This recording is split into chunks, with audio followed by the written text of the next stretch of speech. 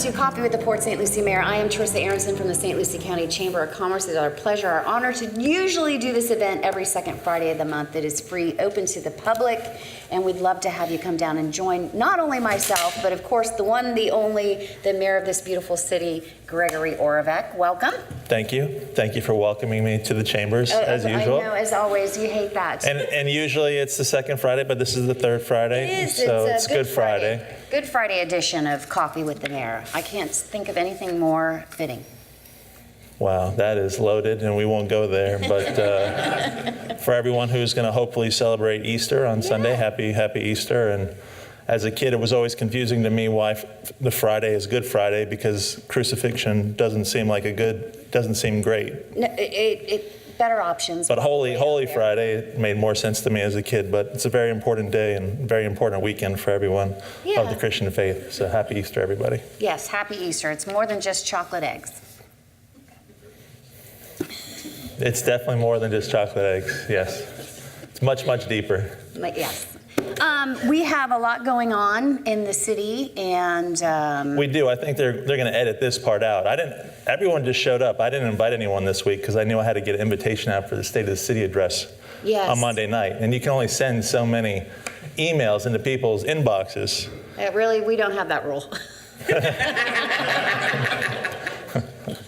That's why maybe the click rate's not so high, you know, it's a tough thing. But on Monday night at 6 o'clock, we had the State of the City address. And, you know, in our council manager form of government, where I'm the chief legislator, not the chief executive, there are a couple of things that make the mayor's office different than a council member's office. And we're not a pure council manager form of government because the mayor in our form of government does have a couple of extra duties and responsibilities. And one of those is delivering a State of the City address. Annually. It's a charter responsibility. Yes. It's like my constitutional responsibility to provide you with my 2 cents on how we're doing. Yes. So today we're going to visit with our sponsor, of course, which is Ms. Shrita Walker from Mid-Florida, and they're our partner all year with this. And we'll talk a little bit more about what's going on in the city, and hopefully you have some things planned for us. Hopefully. And if not, we'll take questions. That always goes well, too. No, I do have a couple of things. It's been an interesting week on social media. Oh, no, a social media show. I'm scared. I'm very scared. All right, very good. Yeah. So let's bring up the sponsor. Yeah, we'll take a break and we'll bring up the sponsor. We'll be right back.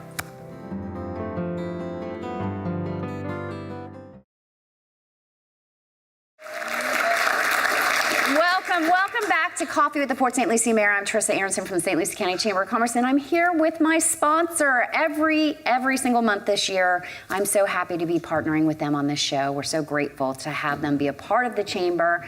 They're expanding like crazy throughout Port St. Lucie, and Shrita Walker here from Mid-Florida Credit Union serves on our board and our ambassador committee, so very, very involved, and we appreciate it. Welcome, Shrita. Thank you. Welcome. You are celebrating this month because we finally opened our St. Lucie West office on April 1st. Yes. So we are open for business. Yay. And we're having a big ribbon cutting on the 26th of April, and hopefully this show will be up by then, and people will be able to join us because it's open to the public. Yes. And you guys do a great job when you do a grand opening. Popcorn, hot dogs, the whole 9 yards. The whole 9 yards. Giveaways, bingo, games. So it should be a good time. I'm very excited. I'm very excited that you're finally getting your branch open. So tell us a little bit about Mid-Florida Credit Union. What makes it so special? Well, besides I'm there. Yes, of course. There's a lot of things that make us special. We still offer the face-to-face banking, which seems to be going away. Sometimes they're being pushed towards electronic banking, things of that nature, but we do also offer that as well. Whatever makes it convenient for the member. We have Saturday hours. We also do 7 to 7, Monday through Friday, in our drive-through for members. So our members really like that.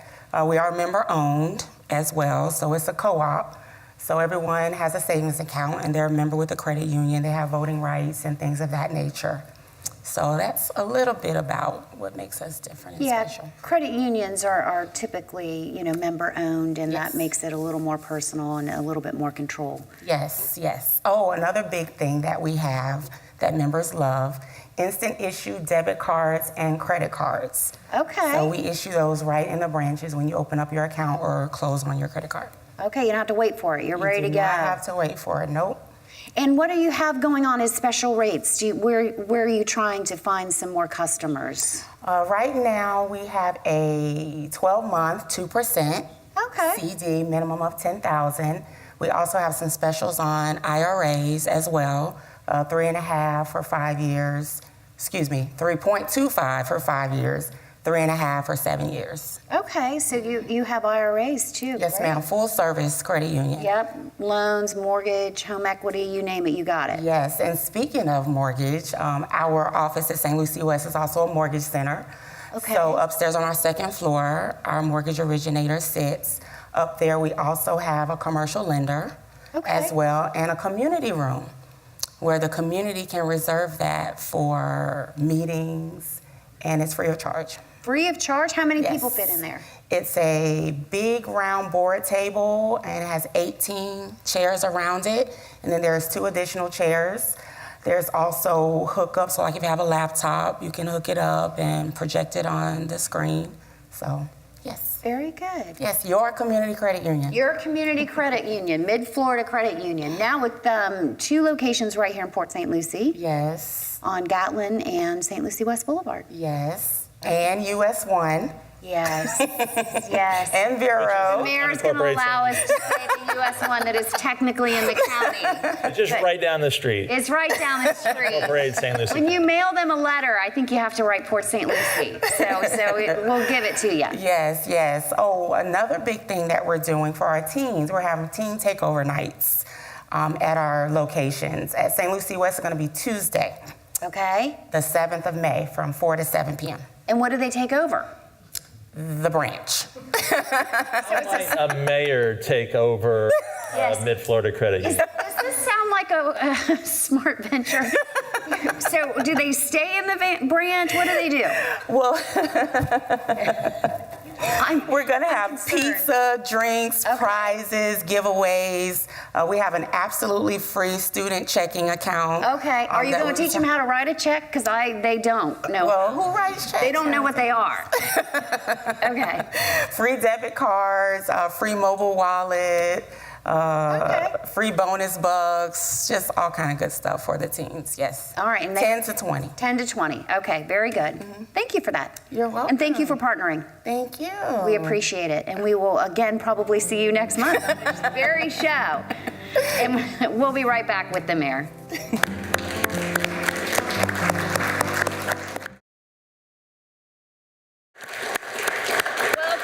Welcome back to Coffee with the Port St. Lucie Mayor, and I am joined once again by the one, the only, the mayor of this beautiful city, Gregory Orbeck. Thank you. I'm Thank not you for going to getting that welcome right. you. No, I'm no, just it's gonna fine. say you're here. Fine, thank That's you. good, good. All right. What do we got going on today? What do you want to talk about? Let's talk about taxes. Yeah. As- So you see the excitement ripple murmur through comes over the crowd. Yes. Sure, that is always riveting. It is, isn't it? Well, I can tell you it gets pretty passionate out there when we talk about taxes. We and- do. Well, it does. I just spoke at Kings Island not too long ago. Oh, did it come up? Of course it did. Yes, of Well, course it did. We try to communicate all the time with the public in a number of mediums. And excuse me, one of the things that I do is I maintain a mayoral Facebook page. Yes? And this last week, we got our results of our citizen survey in. We're really talking about it. We're doing a lot of newsletters and discussions on it. And you never know what's going to come in response to once you post something. And this week, I got many contacts about taxes. And the interesting thing about taxes is that the city council and I have been dedicated to lowering the city's tax rate. Right. And we've lowered it 3 years in a row, and we expect that we're going to lower the millage rate again this year. And I'm betting that our reduction this year will actually cause homeowners, the typical homeowner in Port St. Lucie, to break even or actually have a reduction in the total dollars. Because remember, that'd be good, right? It would be good, and it is unusual because, usually you give a little, take a Well, sometimes the assessment goes up, right? The city doesn't control the assessment, but we hope that property values are going up. We should all want that. And so even if you lower the rate, if the assessment goes up enough, your taxes could still go up. But for some reason, people do not understand that the city is only responsible for about 25% of the tax bill. And I just want to share that with you because we see a lot of you every month. And if you can grasp that and be an ambassador and take it out to your neighborhoods and with your friends, we'll be making progress. So right now I just brought up Michelle Franklin, our property appraiser's webpage. It's a new webpage. Yes. I'm still getting used to it. I kind of, I got used to the Change is difficult for everybody, but it does have a lot more that you could do with it, which I kind of like. But of course, change is difficult for So all. I'm just going to go to owner search. Are you going to do mine? I'll do me. There. Okay. I'll be my own guinea pig. Oh, there I am. Oh, Go to my everybody's record gonna figure card. out where Greg lives. Everyone knows. I've had people come up to my door, which I'd actually rather you not do that. Yeah. Yeah, that is not cool. It's just you're not expecting it, I feel like Mrs. Oravac really is not expecting Yes. it. Yes. As it's great to serve the public, but the public, really needs to have some boundaries. Bathroom stalls. I actually had a reporter follow me into the bathroom. That's true too. I get it. Been there. So here is Tanya and my property tax bill for this last year. And there's an ad valorem section, right? That's the property tax section. And we can see all the taxing authorities. And then there's millage rate. That's the property tax rate. And when you the say assessed taxing value. authorities, these are the different places that your taxes are going to. They're not all that, so county parks, you're paying $14.12 for county parks.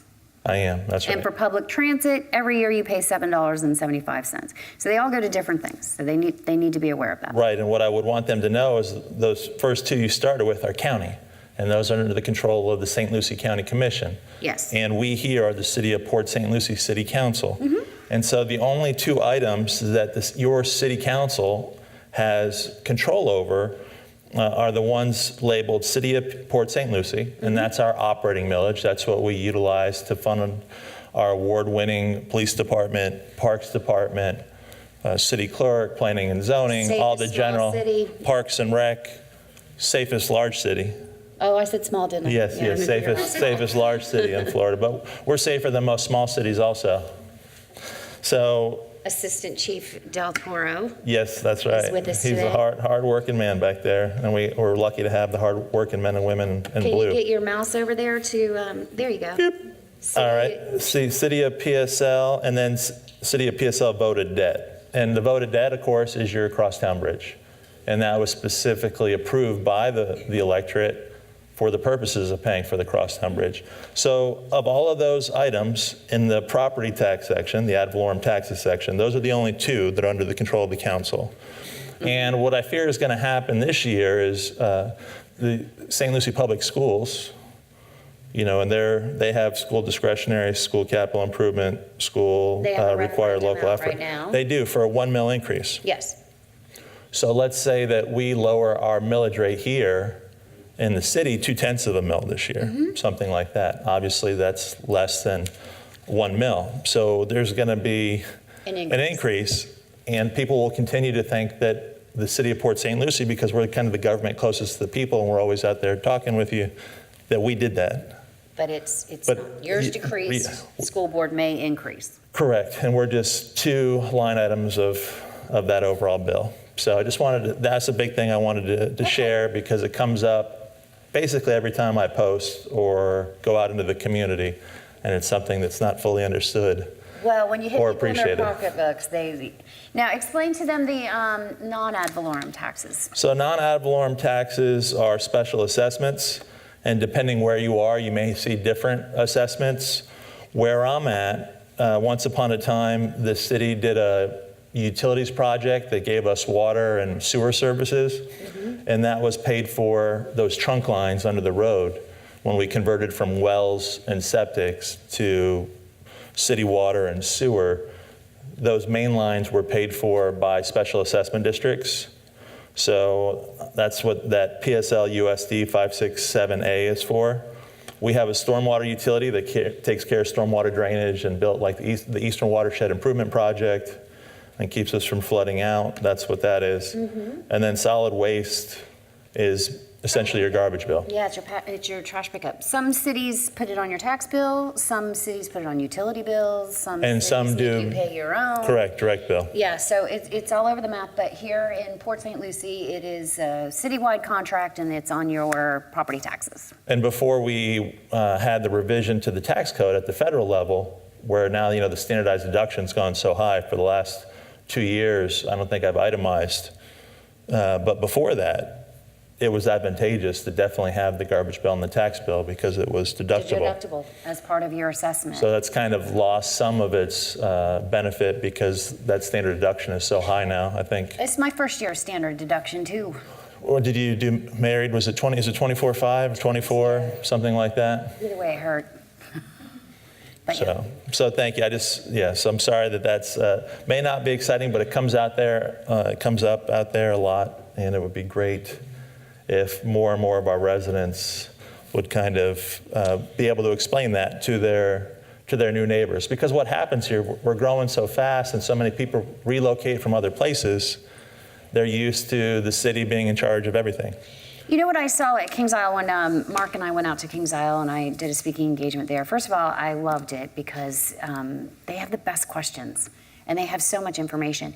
But also, I saw them self-regulating each other and self-educating each other. You know, some had more knowledge than they. Sometimes I just had to stand back and let them figure it all out for themselves, and I really enjoyed it. But that's what we want from our audiences, too, is to go out and help us educate the others, because we're asking you to be stewards for the city when you come to something like this. So I get that we need to take this time to make sure that people understand. I like that. Well, thank you. And do we have questions? Oh, of course we do. I don't know where the mic is. Oh. There it is. And we have new rules for mics, just so you know, and I'm going to remind Mark. He's going to hold on to it. You're going to stand up. You're going to give us your question, and then he's going to walk away. It's right up here up front. If you don't mind. I'll hold on to it. Okay. Any of those contracts, for instance, like garbage removal, negotiated by the council, or is that the county?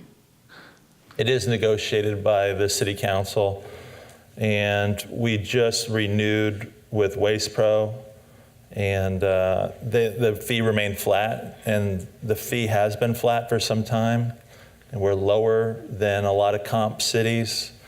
I will tell you that over time, and this is a conversation too I had about the taxes, over time it's really hard not to be subjected to inflation. The cost of labor goes up, the cost of gas goes up, the cost of everything essentially goes up, except for skim milk and chicken breasts. Thank goodness that they are still where they were 20 years ago, otherwise I might not be able to eat. I don't think they are. Well, actually, if you go to Super Walmart, you can get a gallon of skim milk for about $2.24. And if you go to Sam's or Aldi's, you can get boneless, skinless chicken breasts for anywhere between $1.77 and $1.94 a pound. Yes. And back in 1996, buying wholesale from the same provider that sold it to Chili's, I would pay $2.06 per pound. So I like that. Well, but that's the exception, right? That's nice when those kinds of things happen. But the reality is that the cost of everything goes up over time. So I couldn't promise you that they'll stay flat forever. And there is actually a CPI, Consumer Price Index, escalation built in, either next year or the year after for that. Thank you for the question. Same thing came up with taxes, though, because of the assessment going up. And even though we reduced our property tax rate, depending on what your valuation circumstances were, your dollars could go up. And I did 2 examples online this week. And one gentleman who was complaining about his taxes going up, his city taxes for the year went up $7. Okay. And then the other gentleman's went up $8. And so if both of those were less than last year's inflation, which was about 2.6%. and one of the gentlemen's bill went up 1.6%, one went up 2%. So both of those were under inflation. Yeah. And in the absence of, being educated just to something different, I look on that favorably. Anytime that you can contain your costs and have them be less than inflation is a good thing. It's less than inflation, and then, of course, if you're homesteaded here in St. Lucie County, the value of your home can only go up, your taxable value of your home can only go up 3%.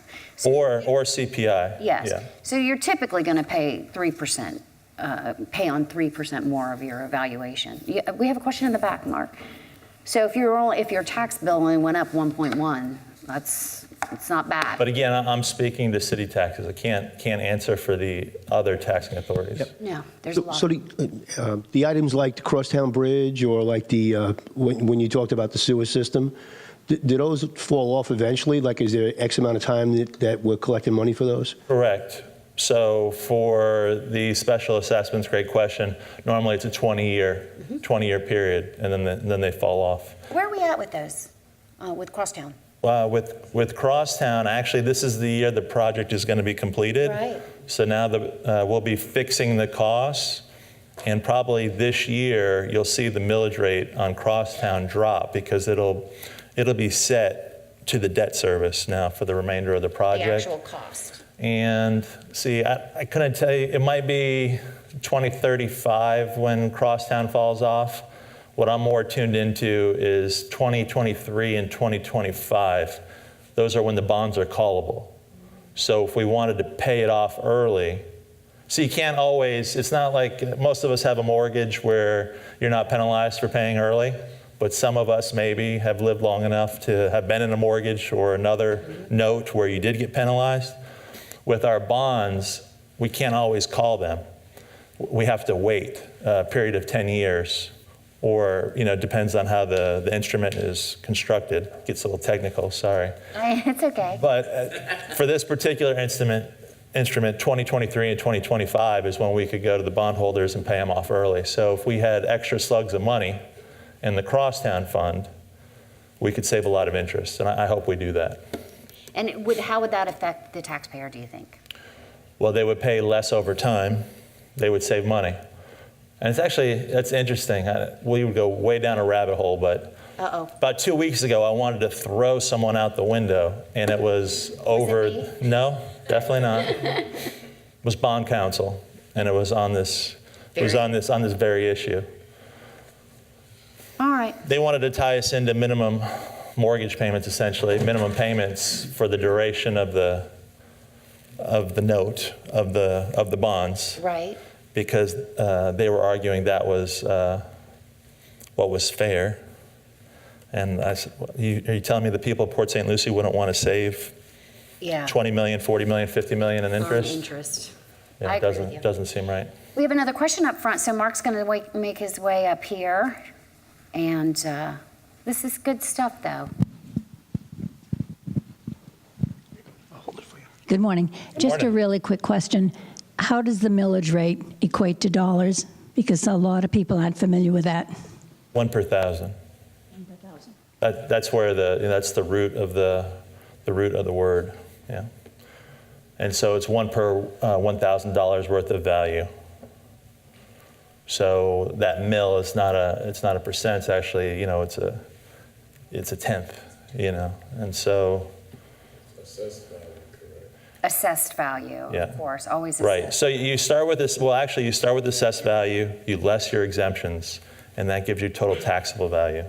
Yes. I closed that page already, but that's what it is. So by law, the property appraiser is supposed to appraise your property for what it's worth on the market, or let's say 95% of what it's worth. But really, they're supposed to hit it. And a lot of times, they use the actual contracts if they have them. So they assign the value. And then you subtract your exemptions, like homestead, veterans, widows. You could be there's a senior for blind, adventure. senior.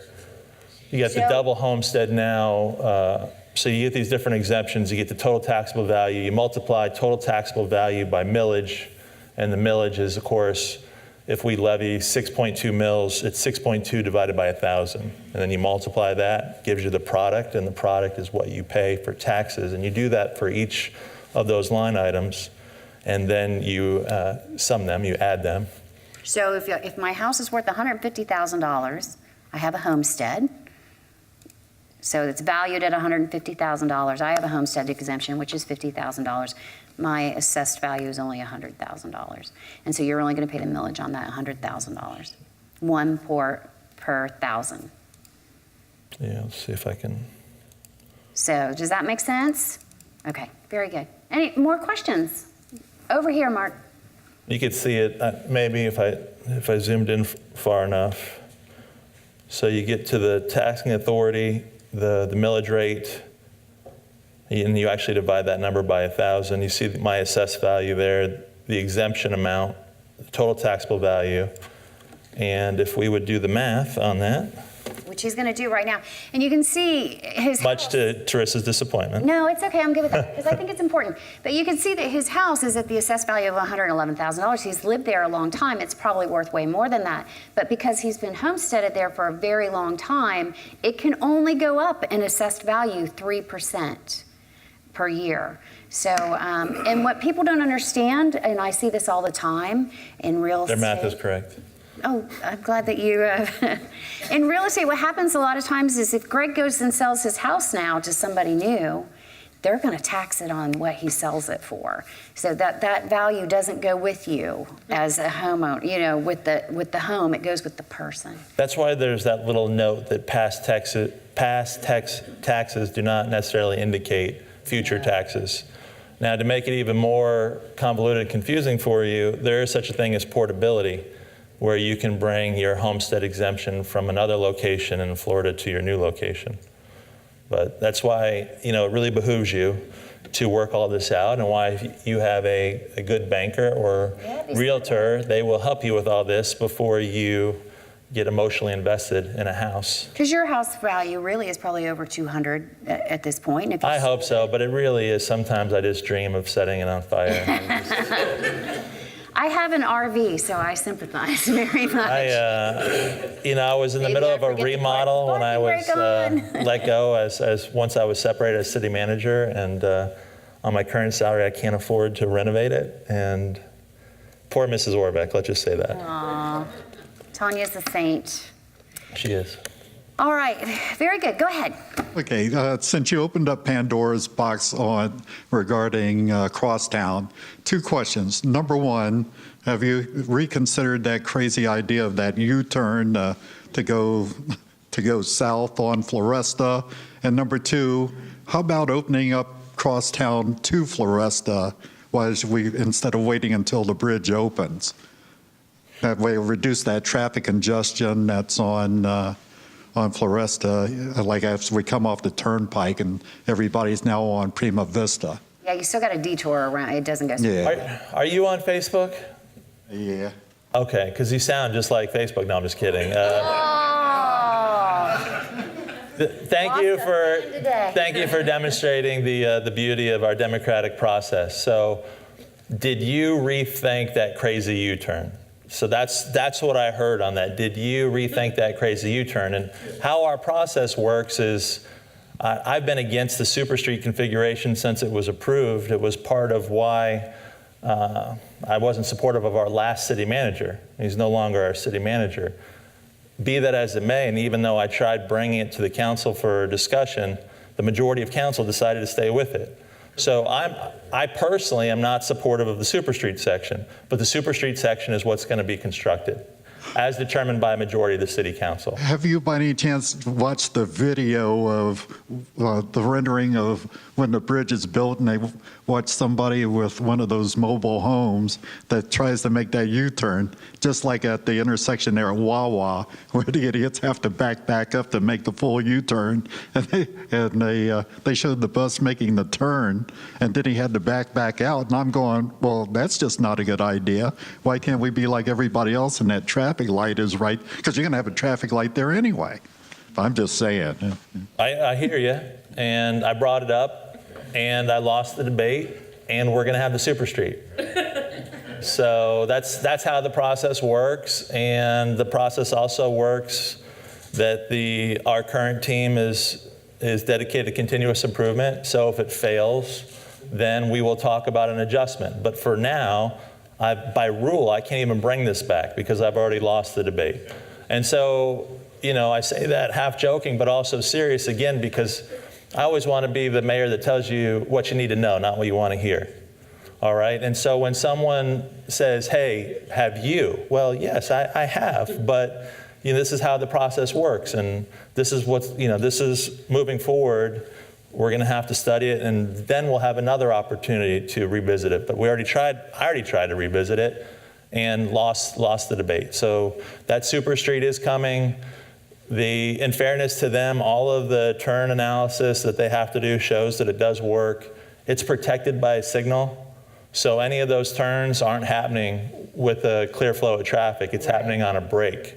So it is signalized. So I always play it straight, or I always try to play it straight. I've failed if I'm not being open and objective. So now we're going to have to see how it operates. I can't wait to see how it operates. I want to see how it works because I've seen both, and I think we can do it. We'll see. We'll see. Hindsight's 20/20. I wish that if we were going to push it, we would have had more fun with it. I think we should have tested it in a couple of locations, had some demonstrations, put helmets on you, let you go out there and play with it. I really think we could have done it with go-karts to start. We really could have had fun with it. And those are the kinds of things I'd like to see us do in the future. But we didn't. It was part of a 900-page amendment that went to the city council with no presentation. So, I harbor some strong feelings about it. But it struck a nerve. But it is what it is. And I can tell you that researching it in North Carolina, they love them. In Michigan, they have a similar structure. One in Texas was removed within 2 years. Those are the kind of the takeaways from my research. But I got to tell you that they have reduced physical death, injury at intersections, because left turns is where terrible things happen. Yeah. Kind of like the intersection Prima Vista and Floresta on the people who were making that U-turn to get the Wawa. If Yeah. that's Your Honor. Well, it won't be the same, but but we do have another. Well, I wanted it. Well, that was only one question. We still got Oh. a second question, so What was the second question? The second question is, why don't we open up the other leg? But dear defense, please know that Wawa is an unincorporated St. Lucie County. So this is where it's my job to help educate. So could we have done a better job influencing St. Lucie County with that? Probably. Are we going to have to come back and be the ones that fix it when we redo Floresta? Probably. But was that project a city project? No. So when I get ripped on Facebook for Wawa on Floresta and Prima, I just have to laugh to myself because it wasn't the city. So that's important information. Now going back, and I think it's a great question about Crosstown opening up the leg between Floresta and Oroso, or the block in between. Yeah. The issue is, I need to save this. I need to save this to Monday night. But Crosstown's going to open up sooner than Thanksgiving. Crosstown's going to open up this. You're spilling the beans. Yeah, no. See, this is the problem with having a show right before a show. But Just spilling the beans. just think that it's barring any unwanted visitors from the tropics. It's going to be open before October. All right. So really, that's right around the corner. And the second we would open it up, that section, before the super street's installed, because you need the additional, you need to be able to get to the U-turn on the bridge side. So we're not just talking about that section. Now you're making the contractor's life more difficult because they have to maintain traffic. They have traffic conflicts. It's not as easy to build a road when you have traffic on it versus when it's closed. And now you're establishing a traffic pattern, because everyone's going to want to use it. Now you're establishing a traffic pattern on a configuration that won't exist. Yeah. So I think he concurs. He's come around. Well, he at least. So for those Yeah. reasons, it just, because we evaluated that probably about 6-7 months ago, and I was kind of leaning towards, hey, let's open it. But then when I thought it through with everybody, I was like, okay. Yeah, you don't want to open it in a certain pattern and then switch it on them and make it more difficult for it to get finished. Well, and everyone's going to go out of their way to drive it when it first opens anyways. Yeah. All right, another question? Hi, good morning, Jack Palasek. First time here, I'm really enjoying this. We'll come back because this isn't even good for us. So we want you to come back. Well, we're transplanted from the Hudson Valley of New York, and I could never get my wife to move to Florida because she said it was too hot, too humid, too many bugs. But 5 years ago, we rented for a month down south, and we took a trip up here and turned off of 95 onto St. Lucie West, and she said, to my amazement, oh, this is beautiful around here. I think I might be able to live here. Before I drove off the road, bit my tongue. She said, okay, so we'll buy a small house in Tradition and try it for a year, and that was next month 4 years ago. So, Oh, that's awesome. we love living in Port St. Lucie. I've managed to get onto the community patrol in Tradition, and I enjoy doing that and being part of the safest city in one of the safest cities in Florida. My concern is what was in the headlines yesterday, how hepatitis may be affected by biosolids. And biosolids, to me, when somebody asks somebody else, how are things going, and they say SOS, well, some people say same old stuff, other people say same old something else. And to me, that's what biosolids are, human feces. And this whole issue with Sunbreak Farms spreading 80,000 tons of the same old stuff in our neighborhood, in our watershed, complicating the problems that already exist that cause us not to be able to fish, kayak, swim in the ocean on certain days, can only complicate it. Don't know where this idea ever came from, who's benefiting, who's profiting directly, indirectly.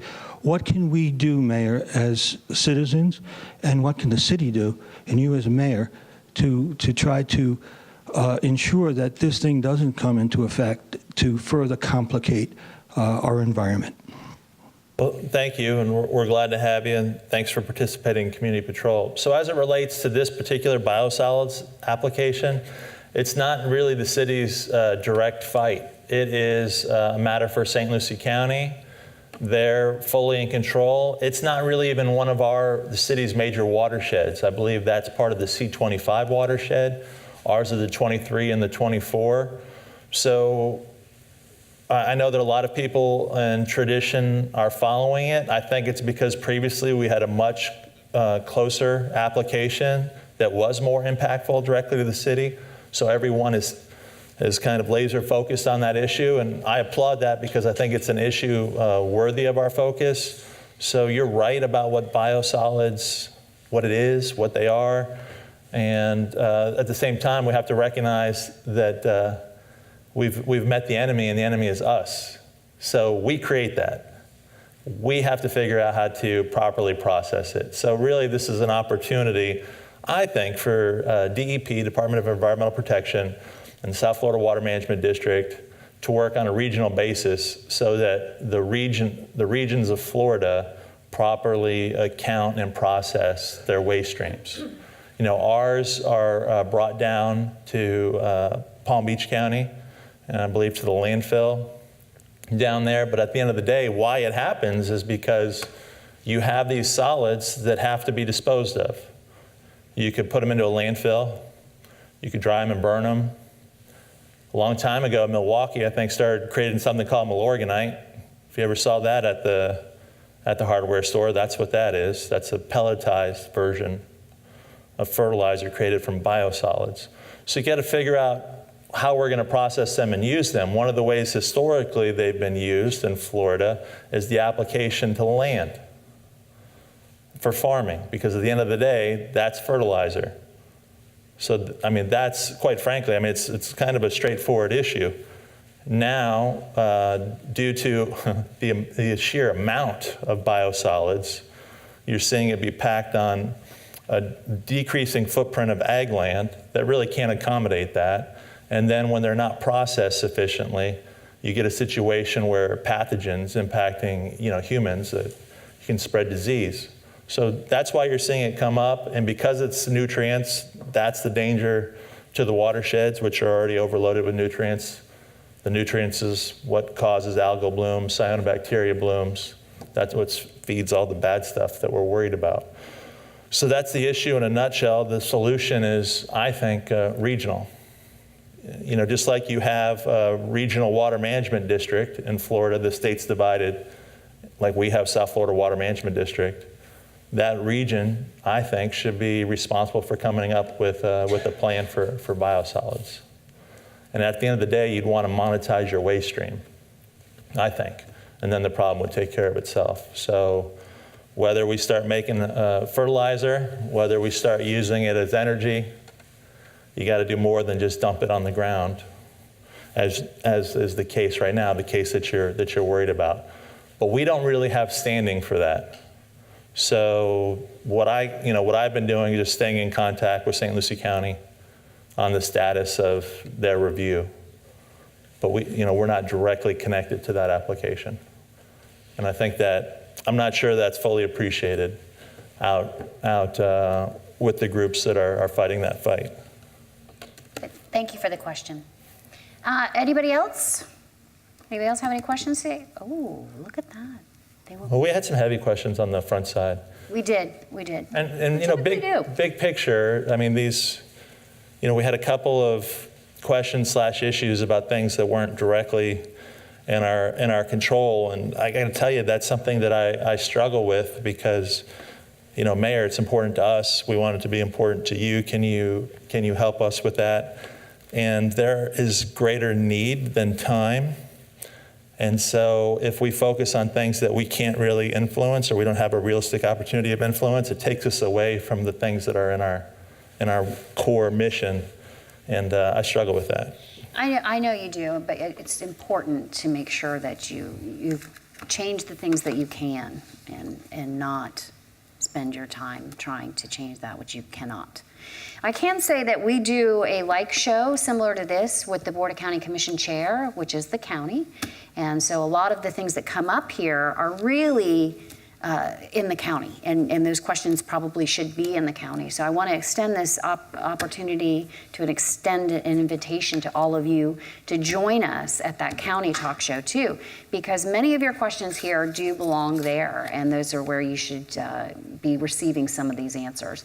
So we have a schedule at stluciechamber.org. That's stluciechamber.org. And you can see when we have our county show, we have a show with the Mets, and we also have a show with the city of Port St. Lucie. If you could stick around, I'll chat. If we could chat after. Yeah. Thank you. Okay, perfect. And we have one more question. Yeah, you know what the status is of the Lucky's supermarket in St. Lucie West? It seemed like they were building the building for it, and then all construction stopped, and seems like it might have started again. What I hear is that the dollar store has really been the sticking point, that they had to build a new location for the dollar store, and something happened there, and that's what the holdup has been. So it wasn't a Lucky's Market issue, it was the tenant they have to move so that Lucky's renovation can occur. Okay. And they remain committed to it based on the conversations that we've had with Lucky's. Very good. It should have been done already. It's one of those things on the list and not done. I want to mention that we have another cruise. We're going to wait a year. We're not going to go on our cruise till September 20th. It's going to be a Labor Day cruise, 3 nights, 4 days on Royal Caribbean. And we are, of course, selling raffle tickets. They're just $5, and it will be, the winner will get a cruise for 2 on that Royal Caribbean in September 2020. I know it's early, but don't forget, every time we get 300 tickets sold, we pull a winner. Because we're not, we just want to keep getting more people on the cruise. It's more fun that way. Yes. Yeah, so if you're interested, we have raffle tickets in the back for everybody. You can also get them at our website, stluciechamber.org. Shrita's big money. Make sure you hit her up. Yeah. If you'll remember, Marisol, our photographer, won last year, and she went on the cruise with us, and so. I know, but that was a fix. It was not. It's not a fix. Plus, she I doesn't believe you pulled the ticket. She doesn't have to pay a full fare. She just She's Stows still away. away. Yeah, she's carry on. She really does fit in carry-on luggage. I don't know. Yeah, under your seat. Yes, I would Overhead. agree. All right, any other announcements we need to make before we head out on this rainy day in South Florida? No? No, thank you everyone for coming, especially on a holiday weekend. Hope you have a great weekend. Thank you for doing sharing this your time with us. Yes. With us. Thank you for doing this to helping out the Chamber of Commerce, because we do appreciate it. stluciechamber.org. Don't forget, you can find a full list of all of our events. Many of them are free and open to the public, and a lot of them are informational. We'd love to have you come and join us. But until next time, everybody, have a great day.